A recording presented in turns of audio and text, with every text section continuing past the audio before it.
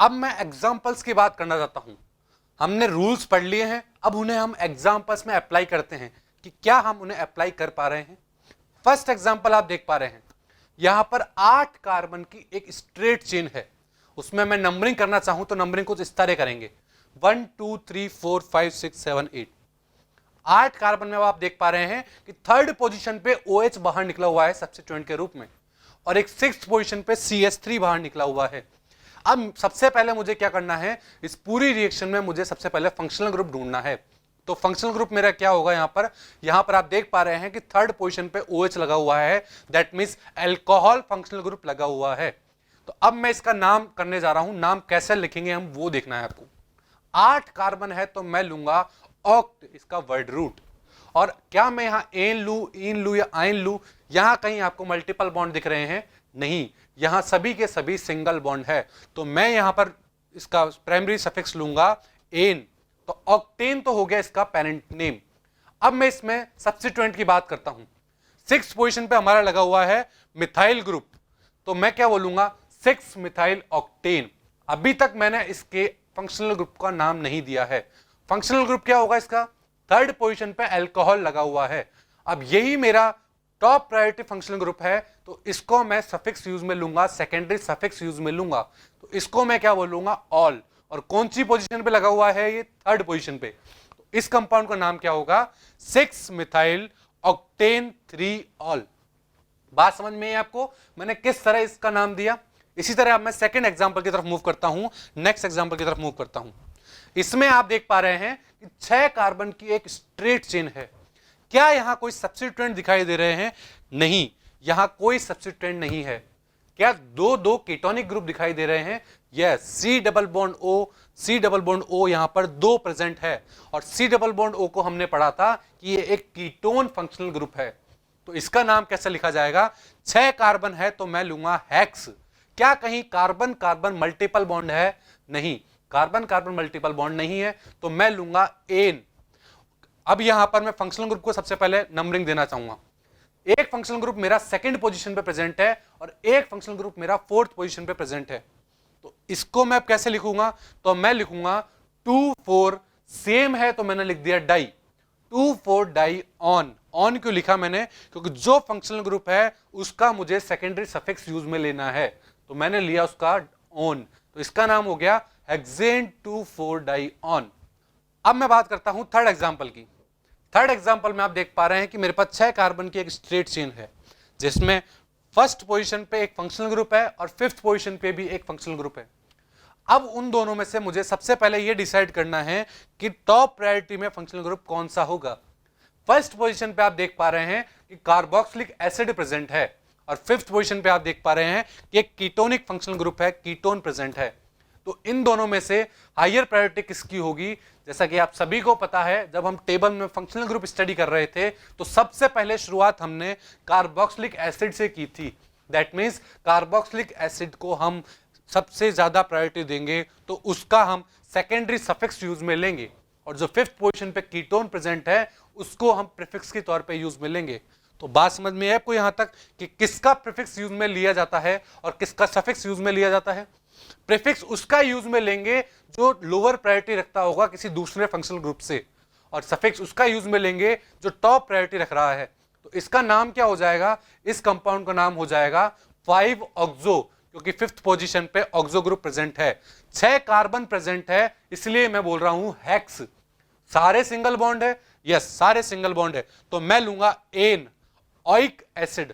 ऑइक acid क्यों लिया, क्योंकि वहां पर COOH ग्रुप प्रेजेंट था मेरा फर्स्ट पोजीशन पे। अब क्या मैं इसे 1 ऑइक एसिड लिखूंगा या केवल ऑइक एसिड लिख दूंगा?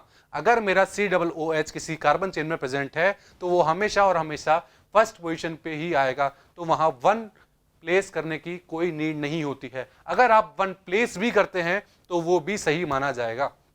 बात क्लियर है यहां तक? इसी तरह अब मैं नेक्स्ट एग्जांपल की तरफ बढ़ता हूं। इस एग्जांपल में देख पा रहे हैं आप कि एक एस्टर दिया हुआ है। अब एस्टर का नाम हम कैसे लिखेंगे? एस्टर का नाम लिखने के लिए सबसे पहले हम नंबरिंग करने जा रहे हैं। तो जहां पर C double bond O CH3 present है उसको मैं सबसे पहले फर्स्ट नंबर देने जा रहा हूं। उसको फर्स्ट नंबर देने के बाद मैं मेरी नंबरिंग लॉन्गेस्ट चेन तक कंटिन्यू रखूंगा। और लॉन्गेस्ट चेन तक कंटिन्यू रखी तो आप देख पा रहे हैं कि यहां पर 4 कार्बन की एक चेन बन चुकी है, जिसमें सेकंड कार्बन पर एक मिथाइल ग्रुप निकला हुआ है। तो इस कंपाउंड का नाम क्या हो जाएगा? सबसे पहले हमने एस्टर का नाम लिखना पड़ेगा, तो एस्टर में एक मिथाइल ग्रुप प्रेजेंट है ऑक्सीजन के साथ, तो क्या हो जाएगा? Methyl 2 methyl.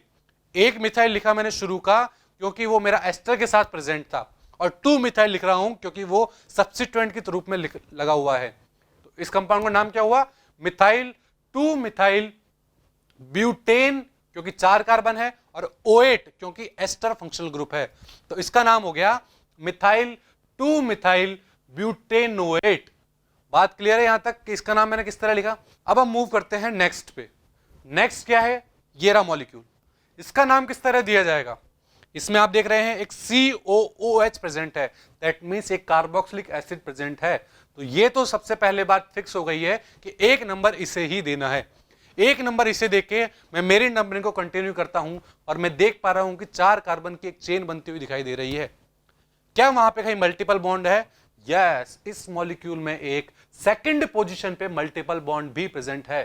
तो इस कंपाउंड का नाम कैसे लिखेंगे? इस कंपाउंड का नाम लिखेंगे ब्यूट। सेकंड पोजीशन पे मल्टीपल बॉन्ड है, तो 2 मल्टीपल बॉन्ड के लिए हम प्रीफिक्स क्या यूज में लेते हैं, सफिक्स क्या यूज में लेते हैं? उसके लिए सफिक्स यूज में लिया जाता है इन।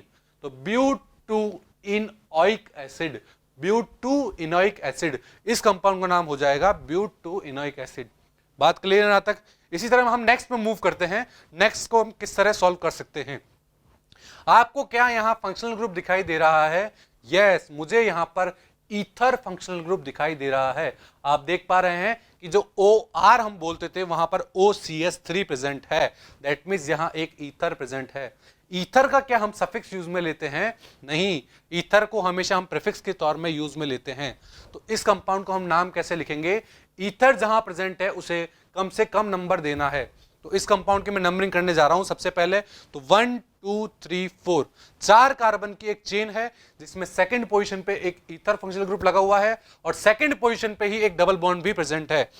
तो इसका नाम क्या हो जाएगा? इसका नाम होगा 2 मिथॉक्सी ब्यूट, क्योंकि 4 कार्बन की चेन है और सेकंड पोजीशन पे डबल बॉन्ड है तो 2 इन, तो इसका नाम हो गया 2 मिथॉक्सी ब्यूट 2 इन। बात क्लियर है यहां तक? इसी तरह हम नेक्स्ट पे मूव करते हैं। नेक्स्ट एग्जांपल में आप देख पा रहे हैं कि ये हमारे पास एक मॉलिक्यूल है, इसका नाम किस तरह दिया जाएगा? तो यहां पर एक NH2 प्रेजेंट है और NH2 एक अमीन फंक्शनल ग्रुप है। दैट मीन्स इस हमारी नंबरिंग ऐसी जगह से स्टार्ट होगी जहां पे इस अमीन को कम से कम नंबर मिले। दैट मीन्स जहां अमीन ग्रुप लगा हुआ है वहां मैं इसको 1 नंबर दूंगा। तो 1 नंबर देने से क्या होगा? 1 2 3 4, यहां पर मुझे 4 कार्बन की चेन दिखाई दे रही है और 2 सब्स्टिट्यूएंट प्रेजेंट है मेरे मिथाइल। एक मेरा प्रेजेंट है सेकंड पोजीशन पर और एक मेरा प्रेजेंट है थर्ड पोजीशन पर। इस कंपाउंड का नाम क्या हो जाएगा? इस कंपाउंड का नाम होगा 2,3 डाई मिथाइल ब्यूटेन 1 अमीन। अमीन फर्स्ट पोजीशन पर प्रेजेंट है इसलिए हम उसे लिखेंगे 1 अमीन। क्या अमीन हमेशा 1 पोजीशन पर ही हो सकता है? नहीं, अमीन सेकंड पोजीशन पे भी हो सकता है, थर्ड पे भी हो सकता है। तो इसलिए हमको वहां पर नंबरिंग करनी जरूरी है अमीन के लिए। तो हम क्या बोल देंगे? 2,3 डाई मिथाइल ब्यूटेन 1 अमीन। बात क्लियर है? इस कंपाउंड का नाम मैंने कैसे लिखा? इसी तरह मैं नेक्स्ट एग्जांपल की तरफ मूव करता हूं। नेक्स्ट एग्जांपल में देख पा रहे हैं आप कि यहां पर एक कीटोनिक ग्रुप प्रेजेंट है। तो कीटोनिक ग्रुप प्रेजेंट है, दैट मींस सबसे कम नंबरिंग पे आना चाहिए कीटोनिक फंक्शनल ग्रुप हमारा। तो मैं इसकी नंबरिंग करूंगा कीटोन से लगे हुए मिथाइल से। मिथाइल से मैं नंबरिंग स्टार्ट करने जा रहा हूं 1 2 3 4 5। अब आप देख पा रहे हैं थर्ड पोजीशन पे एक इथाइल ग्रुप निकला हुआ है और फोर्थ पोजीशन पे एक मिथाइल ग्रुप निकला हुआ है। तो सबसे पहले सब्स्टिट्यूएंट को रखा जाएगा। तो सब्स्टिट्यूएंट की नंबरिंग कैसे करेंगे?